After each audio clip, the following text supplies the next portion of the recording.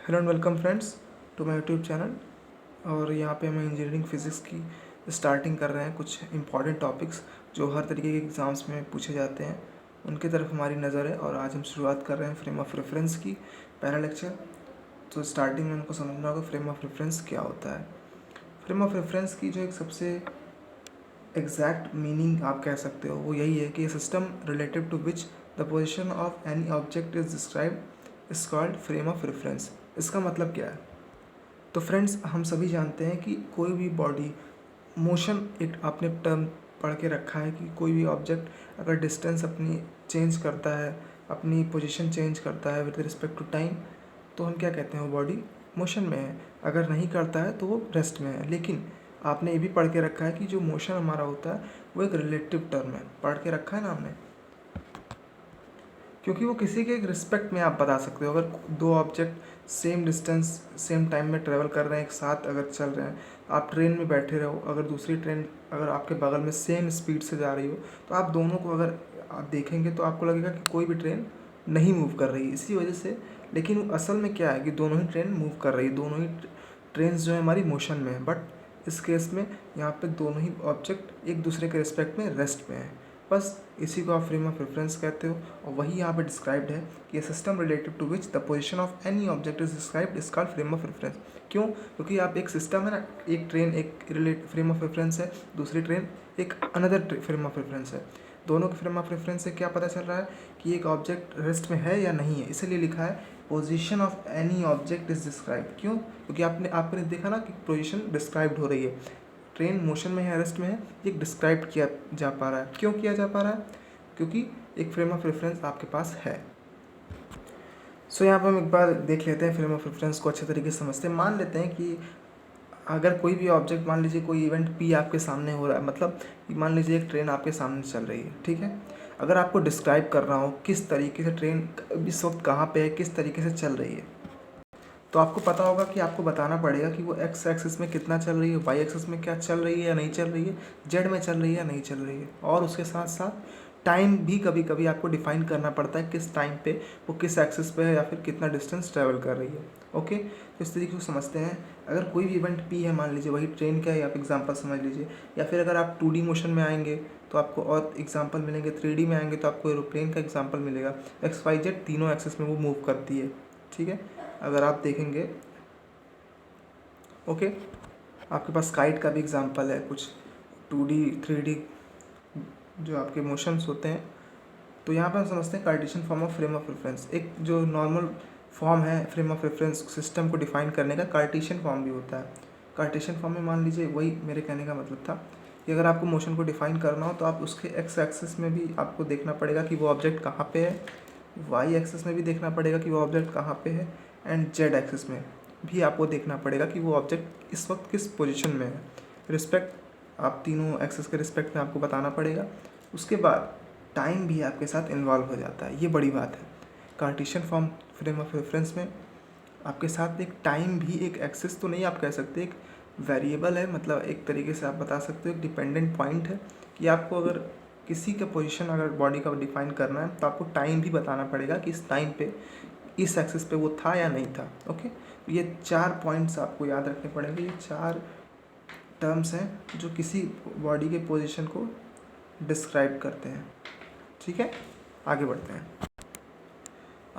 हैं। Frame of reference के जो टाइप्स होते हैं वो कितने टाइप्स के होते हैं?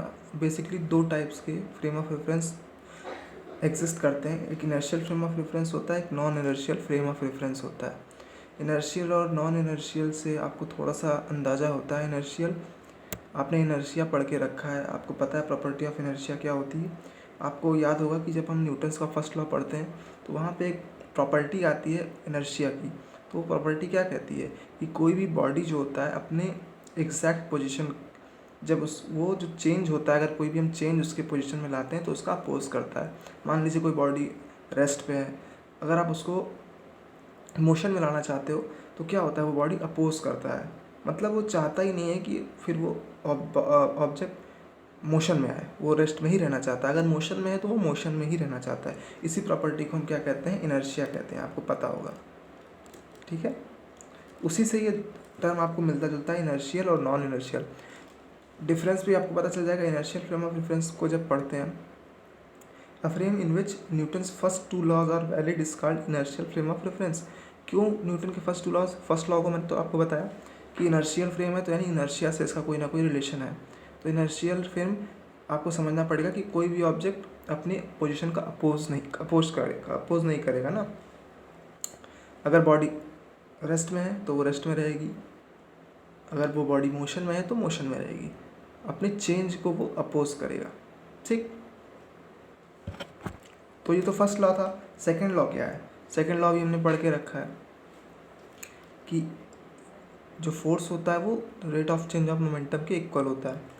Rate of change of momentum mv, आपने मोमेंटम पढ़ के रखा है। उसको जब हम डिफ्रेंशिएट करते हैं तो md/dt ऑफ v हो जाता है। हमने ये भी पढ़ के रखा है कि जब हम वेलोसिटी को डिफ्रेंशिएट करते हैं तो हमारा एक्सेलरेशन आता है। तो यहाँ पे क्या लिख के रखा हम, अगर मान लें फोर्स ज़ीरो है तो हमारा जो m/a की जो वैल्यू है वो ज़ीरो आएगी। इसका मतलब एक्सेलरेशन आपका ज़ीरो है। फोर्स क्यों ज़ीरो है? क्योंकि अगर वो बॉडी रेस्ट पे है, अगर वो रेस्ट में ही है, अगर वो मोशन में है तो मोशन में ही है। वो तभी हो सकता है जब जो आपका टोटल फोर्स होगा वो ज़ीरो होगा। अगर कोई भी फोर्स, अगर इसका मतलब आप समझ रहे हो ना, इसको समझाता हूँ एग्जाम्पल में। जो न्यूटन का फर्स्ट लॉ था, आपने पढ़ के रखा है फर्स्ट लॉ, वो क्या कहता था? अगर बॉडी रेस्ट में है तो वो रेस्ट में ही रहेगी, अगर मोशन में है तो मोशन में ही रहेगी। ठीक है, कब तक? Until the force will applied, यानी जब तक फोर्स नहीं लगेगा तब तक वो बॉडी रेस्ट में है तो रेस्ट में ही रहेगी, और मोशन में है तो मोशन में ही रहेगा। इसका मतलब क्या है कि F is equal to zero होगा। आपको समझ में आया? इसीलिए हमने वहाँ पे रखा F की वैल्यू ज़ीरो। इसीलिए यहाँ पे जब ma is equal to zero यहाँ रखना पड़ेगा ना हमें, क्योंकि F is equal to ma ही होता है। अब मास तो ज़ीरो हो नहीं सकता, इसीलिए हमको एक्सेलरेशन को ज़ीरो मानना पड़ता है। यानी इसका मतलब क्या है कि इनर्शियल फ्रेम ऑफ रेफरेंस में अगर आपको दोनों लॉस को फॉलो कराना है तो इसका मतलब बॉडी जो है वो एक्सेलरेट नहीं, एक्सेलरेशन जो है वो ज़ीरो होना चाहिए। या फिर एक तरीके से आप ये कह सकते हो कि जो बॉडी है वो आपकी नॉन एक्सेलरेटिंग होनी चाहिए, मतलब एक्सेलरेशन होना ही नहीं चाहिए। कांस्टेंट वेलोसिटी से आपकी बॉडी मूव करनी चाहिए। यही हमारा लास्ट टॉपिक भी है, जो लास्ट पॉइंट था। For an inertial frame of reference the system is to be non accelerating और नॉन रोटेटिंग। इसका मतलब आप समझ गए होंगे कि एक्सेलरेशन तो होना ही नहीं चाहिए उस फ्रेम में, तभी वो फ्रेम हमारा इनर्शियल फ्रेम कहलाएगा। और नॉन रोटेटिंग भी, क्योंकि रोटेशन में क्या होता है, रोटेशनल मोशन में आपने पढ़ के रखा होगा कहीं ना कहीं वेलोसिटी चेंज होती है, v equal to r omega आपने पढ़ के रखा होगा। कभी कभी रोटेटिंग बॉडी में भी वेलोसिटी चेंज होती है। सो आज के लेक्चर में इतना ही। आगे जब पढ़ेंगे हम तो आपको दिखाएंगे कि इनर्शियल फ्रेम ऑफ रेफरेंस की और भी जो खास बातें हैं, ट्रांसफॉर्मेशन के बारे में भी पढ़ेंगे। सो मिलते हैं अगले लेक्चर में। तब तक वीडियो को लाइक सब्सक्राइब करिए, शेयर करिए अगर आपको पसंद आता है। बाय।